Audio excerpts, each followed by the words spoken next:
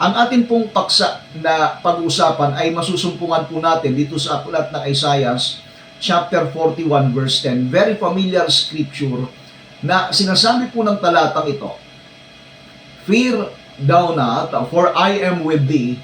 Be not dismayed, for I am thy God. I will strengthen thee, yea, I will help thee, yea, I will uphold thee with the right hand of my righteousness." Huwag kang matakot, sapagkat ako'y sumasa iyo. Huwag kang manglupaypay, sapagkat ako'y iyong Diyos.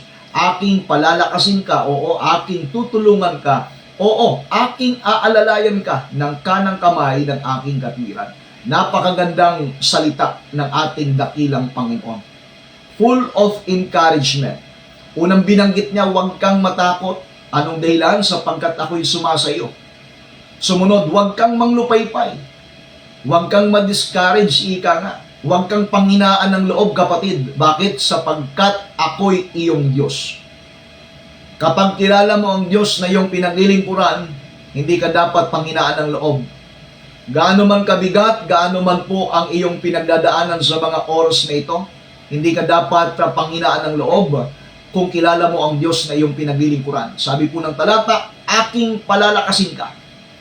Oo, aking tutulungan ka, aking aalalayan ka. Ang ganda po, di ba?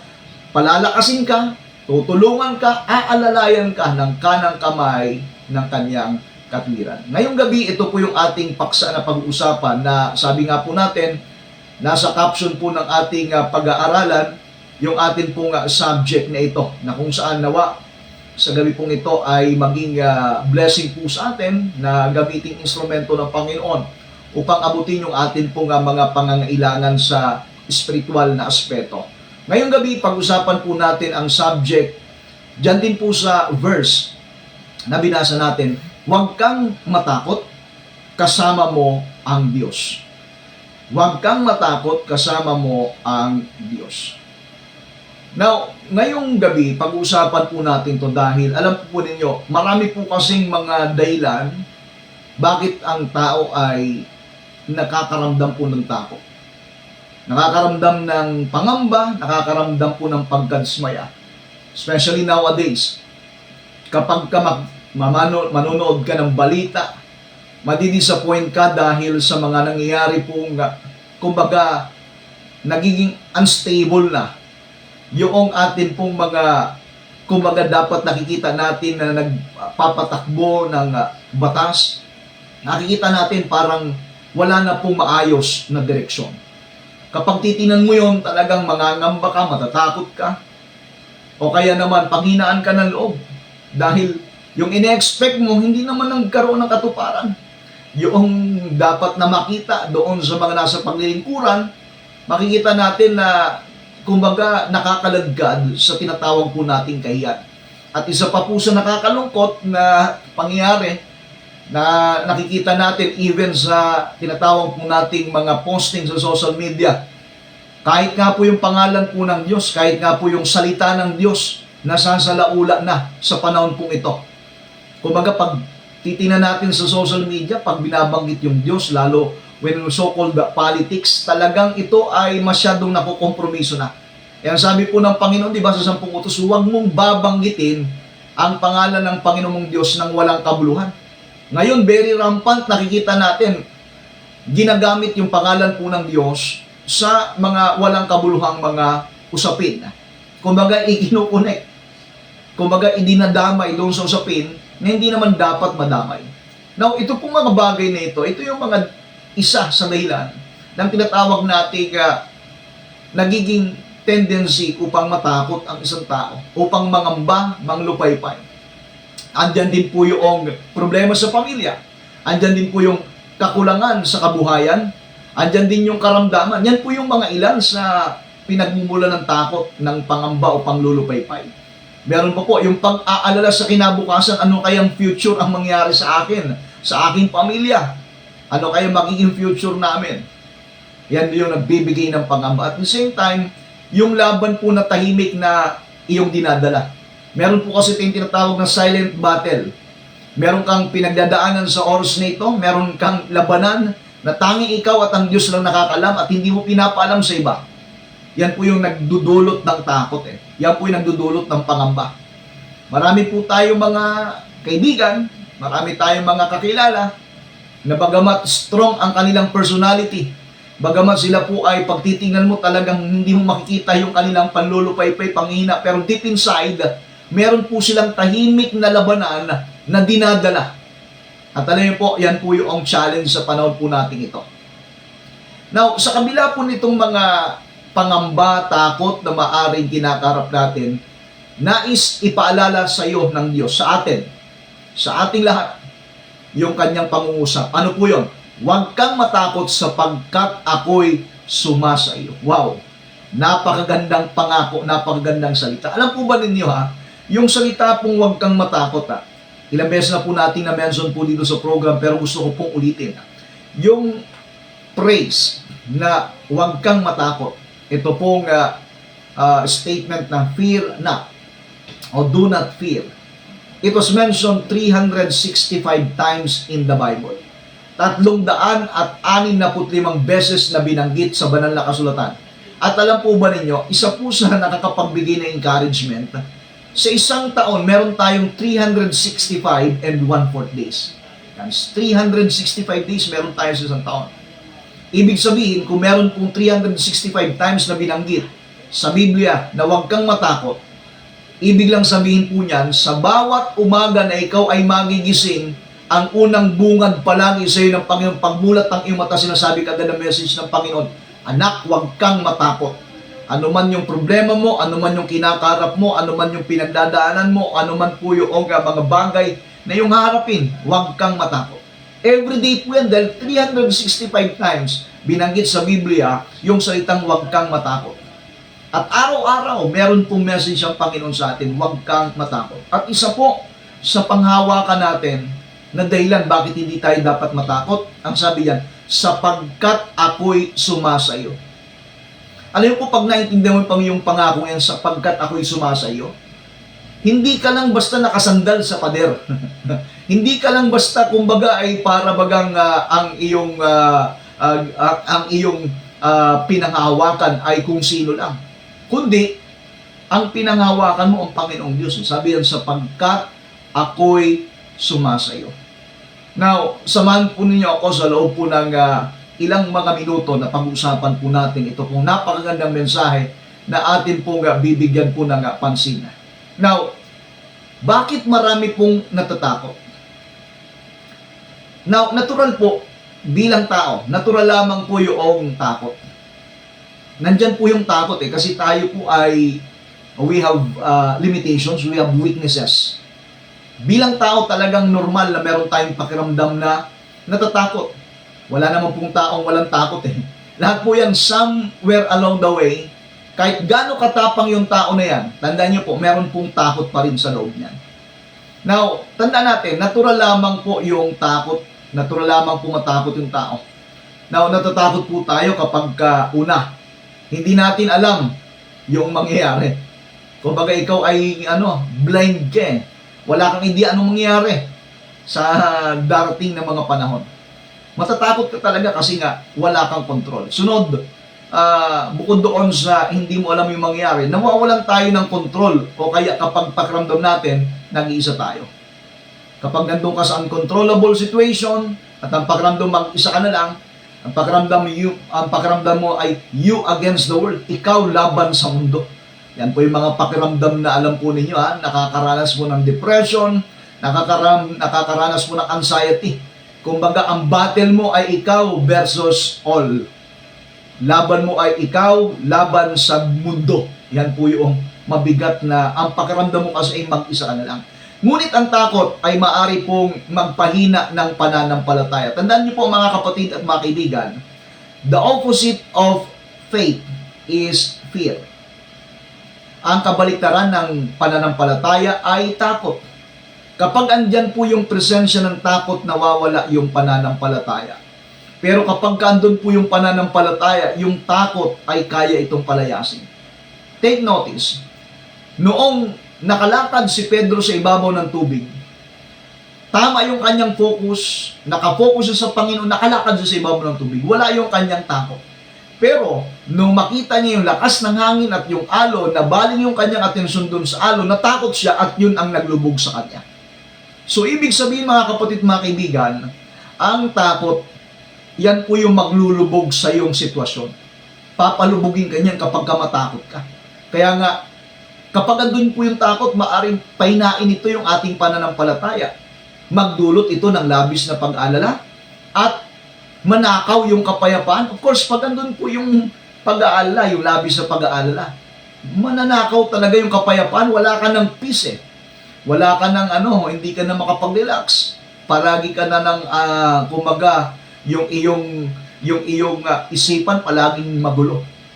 Now, sabi po ng ikalawang Timoteo 1:7, sapagkat hindi tayo binigyan ng Diyos ng espiritu ng katakutan, kundi ng kapangyarihan, pag-ibig, at kausayan ng pag-iisip.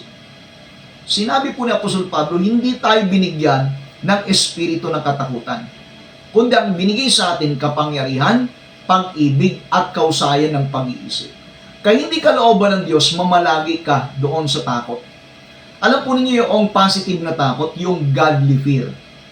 Yung makadiyos na takot. Yun po yung magandang takot eh. Pero yung takot sa ibang mga aspeto, yung ikay may phobia, yun po ay hindi makakabuti para sa'yo. Kung magkaroon ka man ng takot, yung hindi dapat mawala na takot sa atin, yung takot sa Diyos, takot sa Panginoon. Dahil nakakalungkot kapag yung tao mawala na ng takot sa Diyos eh. Makikita mo yung kanyang gagawin, siya na yung magiging Diyos sa kanyang sarili. Ngayon, kapag ang takot ay mangibabaw po sa atin, nandun po yung nangyayari, yung mga binabanggit natin kanina, papahina yung ating pananampalataya, nagdudulot ng labis na pag-aalala, at nananakaw po yung ating kapayapaan. Ngunit tandaan po natin mga kapatid, ang takot ay hindi ito galing sa Diyos. Ang nais po ng Diyos, magkaroon tayo ng lakas, yung kapangyarihan, magkaroon tayo ng pag-ibig, at matatag na pananampalataya. Kaya nga alam niyo po, ang ginagawa po ngayon ng Diablo at ng kanyang mga kampon, tatagtarin kanya ng mga pag-aalala, tatagtarin kanya ng mga kabalisahan. Gusto niya ikay matakot sa sitwasyon, gusto niya ikay matakot sa mga nangyayari sa paligid mo para mawala yung pananampalataya mo. Nababaling na yung atensyon sa mga bagay ng mundong ito. Tingnan niyo po, dahil ikay nababagabag sa mga bagay dito, nawawalan ka ng time para sa Panginoon. Dahil ang pinagtutulan mo ng pansin, yung mga bagay na kinatatakutan mo.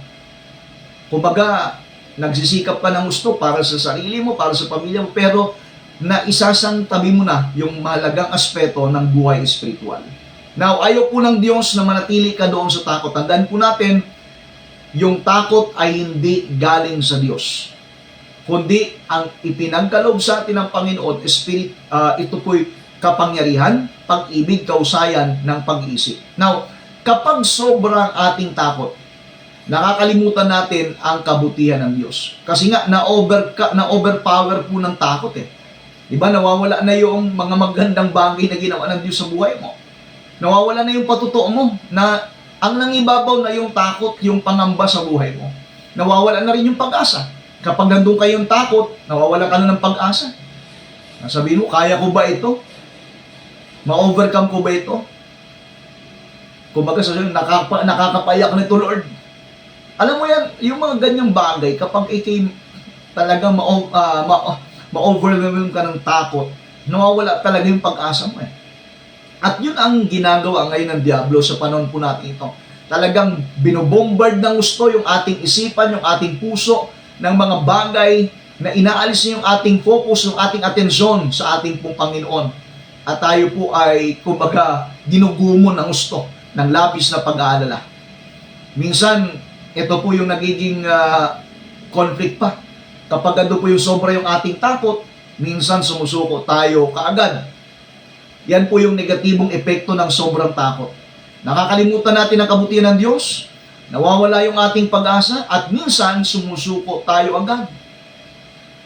Now, tandaan po natin, hindi man po natin kontrolado ang lahat ng sitwasyon, ang lahat ng mga nangyayari na gaganap sa buhay po natin, pero kontrolado pa rin yan ng Diyos. And thank God, ang message po ngayong gabi, huwag kang matakot dahil kasama mo ang Diyos. Sabi ko nga po kanina, kapag alam mong kasama mo ang Diyos, talo mo pa dyan yung nakasandal sa pader. Amen. Dahil ang Diyos, siya po yung may kapangyarihan, pinakamakapangyarihan sa lahat na kapag kasama mo siya, there is nothing to worry, there's nothing to fear. Because you are in good hands. You are in good side dahil nandyan po yung kapangyarihan ng Panginoon. Ngayon, pangalawang bagay na gusto ko pong dalhin sa inyo, ang Diyos ay kasama mo. Bakit hindi ka dapat matakot? Ang Diyos ay kasama mo. Yan. Kapag kasama mo ang Panginoon, again, ito po yung pinakamagandang pangako sa atin.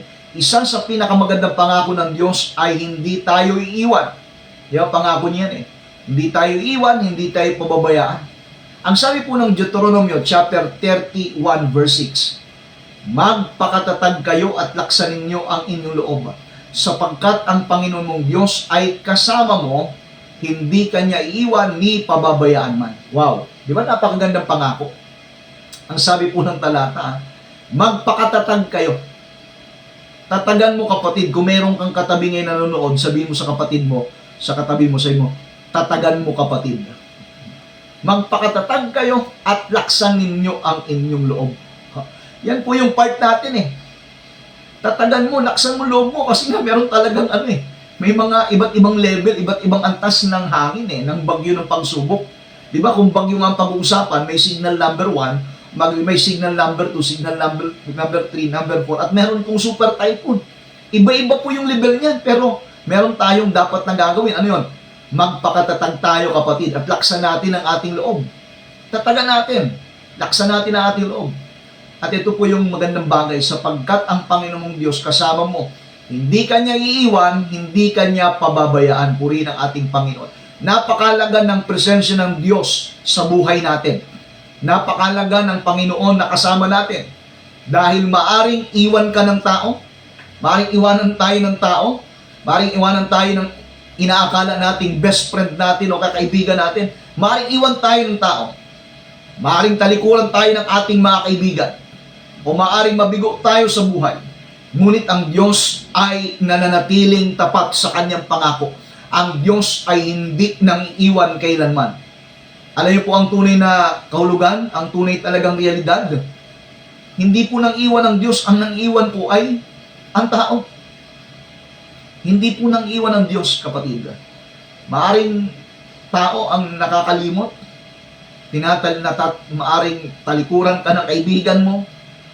Maaring talikuran ka ng best friend mo o ng ibig na iyong mahal sa buhay. Pero ang Diyos ay nanatiling tapat. Kaya nga mga kapatid, may pagkakataon na pakiramdam natin ay tahimik ang Diyos. Pakiramdam natin hindi tayo iniintindi ng Panginoon. Ngunit, tandaan niyo po ito, kahit tahimik ang Diyos, siya ay kumikilos pa rin. Ibig nga sabihin mga kapatid, He is in silent move. Hindi ibig sabihin tahimik ang Diyos ay wala na siyang ginagawa. Hindi ibig sabihin walang imik ang Diyos ay wala na siyang pakialam sa iyo. Although He is silent, but He is moving. Siya pa rin ay kumikilos, siya pa rin ay gumagawa. Katulad ng isang guro, habang meron pong pagsusulit, tahimik lang lang lumamasid.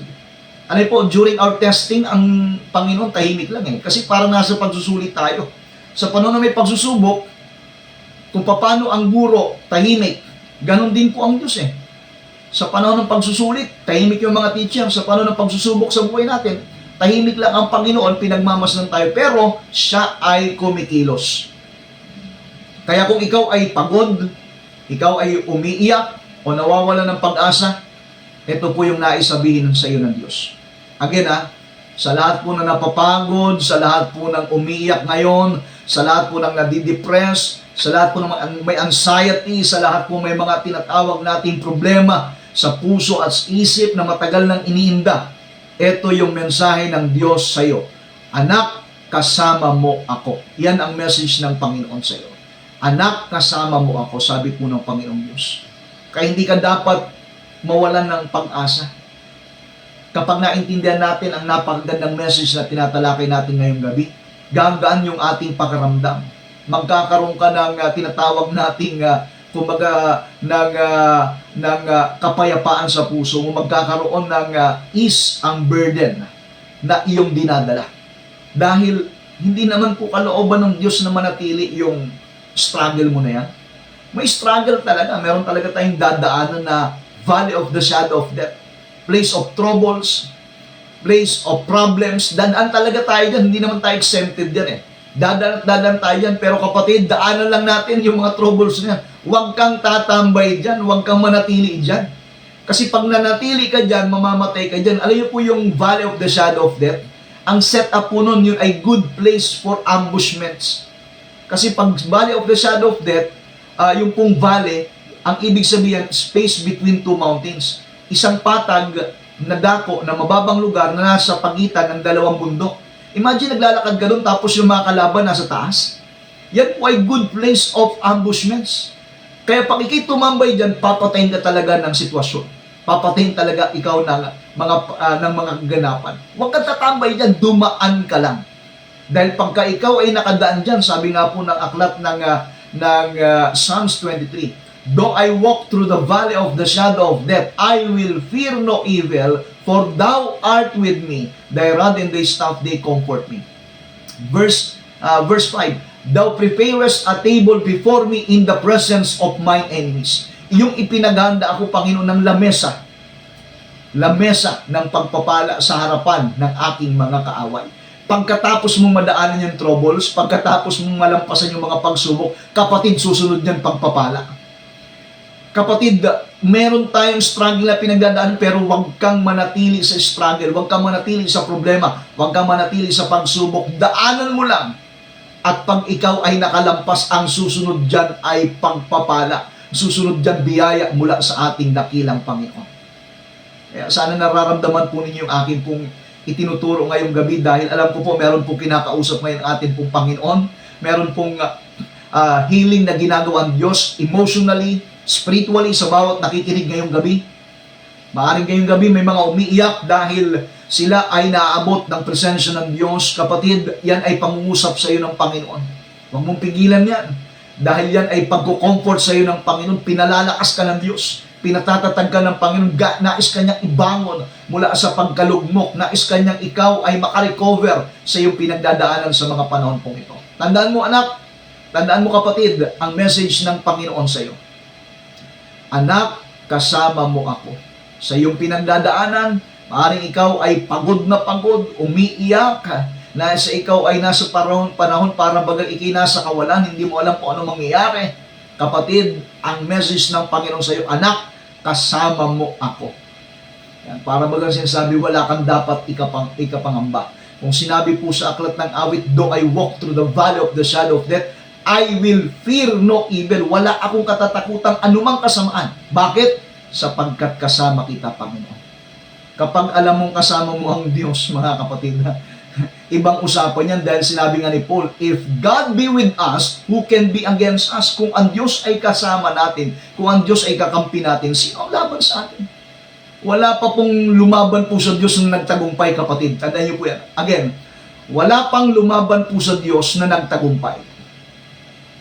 Kaya pag ikaw ay nasa panig ng Diyos, ikaw ay nasa panig ng mananagumpay. Hindi ka talunan, kapatid. You are a winner. You are born a winner.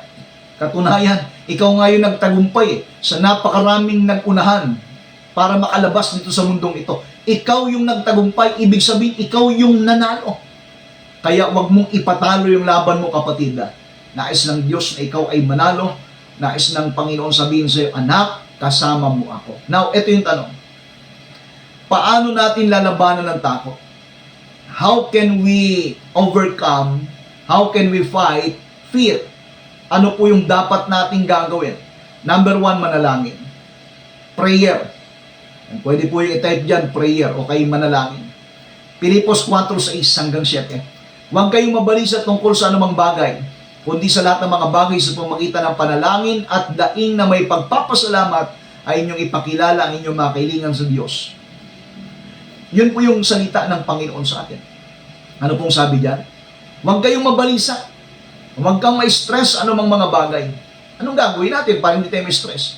Kundi sa lahat ng mga bagay, sa pamagitan ng panalangin at daing na may pagpapasalamat, ay sabihin, ipakilala natin sa Diyos yung ating kahilingan. Verse 7, At ang kapayapaan ng Diyos, wow, ang ganda po yan ha.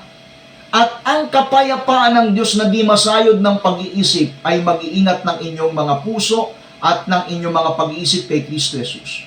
Kapag ikaw ay mag-pray sincerely, truthfully, and honestly sa ating dakilang Diyos, kapag gagawin mo yan, may katapatan sa puso mo, ang mangyayari po yan, yung kapayapaan ng Diyos, the peace of God, which passeth all understanding, shall keep your hearts and minds through Christ Jesus. Ingatan yung ating puso at isip ng isang mapayapang kaisipan. Huwag kang matakot mga kapatid. Anong gagawin natin? Manalangin. Kapag nakakaramdam ka ng takot, mag-pray. The best thing to do and the very first thing to do is to pray to God. Kapag may takot, huwag agad magpanik. Minsan kapag nagpanik ka, yun pa yung nakakasama eh. Pag ikinataranta, nagmadali ka, doon pa lalong na disgrasya eh. Huwag agad magpanik. Huwag mawalan ng pag-asa. Manalangin muna. Yan maging taglay natin. Huwag agad magpanik. Huwag agad mawalan ng pag-asa. Manalangin muna. Ang panalangin ay nagbibigay ng kapayapaan. Yan po yung magbibigay sa atin ang tinatawag nating kapayapaan na galing sa atin pong Panginoong Diyos. Pangalawa, matapos kang mag-pray, magtiwala ka sa salita ng Diyos. Balikan mo yung salita ng Diyos. Ito kung tinatalakay natin, napakaganda, di ba? Kapag ikaw ay natatakot, balikan mo yung salita ng Panginoon na sinasabi mo, huwag kang matakot, ako'y kasama mo. Hindi kita iiwan, hindi kita pababayaan. Napakaraming salita ng Diyos na pagbabalikan natin, anuman yung sitwasyon mo, anuman yung kalagayan mo, may katapat yan palagi na salita ng Diyos. Kaya nga, kapag ikaw ay oriented sa Bible, bagamat may mga panghihina, minsan pagka naalala mo yung salita ng Diyos, kapag naalala mo yung mensahe ng Panginoon, muli kang lalakas. Pangatlo, alalahanin po natin yung ginawa ng Diyos noon.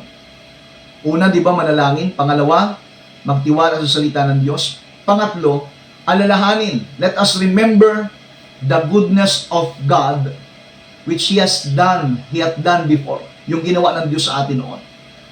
Kung tinulungan ka ng Diyos dati, kung tinulungan ka ng Diyos noon, tutulungan ka din niya ngayon. Dahil ang sabi po ng Bible, Jesus Christ is the same yesterday, today, and forever. Siya po ay Diyos noon, Diyos ngayon, at Diyos magpakailanman. Yung ginawa niyang pagliligtas at pagtulong noon sa iyo ay kaya niyang gawin ngayon at gagawin niya pa sa inaharap. Kaya nga, panghawakan po natin yung salita ng Diyos. Balikan natin yung magandang bagay na ginawa ng Diyos. Alalahanin po natin yung ginawa ng Diyos sa atin. Kung paano tayo inabot, kung paano tayo kinatagpo. Dahil yan po yung isa sa magpapalakas sa atin. Now, ito po yung mensahe po ng pag-asa, mga kapatid at mga kaibigan. Sa lahat po ng ating po nga mga viewers and listeners. Tandaan po natin, anumang laban ang ating kinakaharap ngayon, anuman ang laban mo, tandaan mo ito.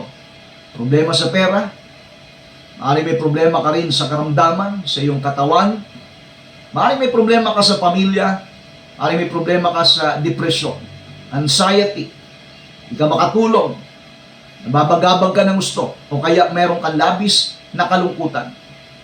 Ito yung gusto ko pong sabihin sa iyo, kapatid. May Diyos na handang umalalay, handang tulungan ka, handang palakasin ka. Hindi ka nag-iisa, kapatid at kaibigan. Nandiyan ang Panginoon. Ang Panginoon ay malapit sa kanila na may bagbag na puso at may pagsisising diwa. Awit 34 verse 18. Habang may Diyos, habang ikaw ay may hininga, may pag-asa.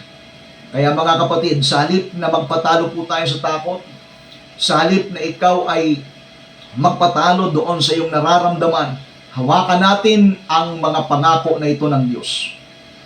Sa tuwing ikaw po'y makakaramdam ng pagkatakot, manalangin ka, magtiwala ka sa Panginoon, alalahanin mo na kasama mo ang Panginoon. Ang sasabihin natin, hindi ako matatakot sapagkat kasama ko ang Diyos. Naniniwala ako ngayong gabi, meron pong inabot ng ating pong Panginoon, meron pong nirestore ng Diyos, meron pong ginawang pagliligtas ang Panginoon sa buhay ng ating pong mga kapatid. At naniniwala po ako ngayong gabi, hindi nawalan ng kabuluhan ang inyong ginawang pakikinig, ang inyong ginawang panonood.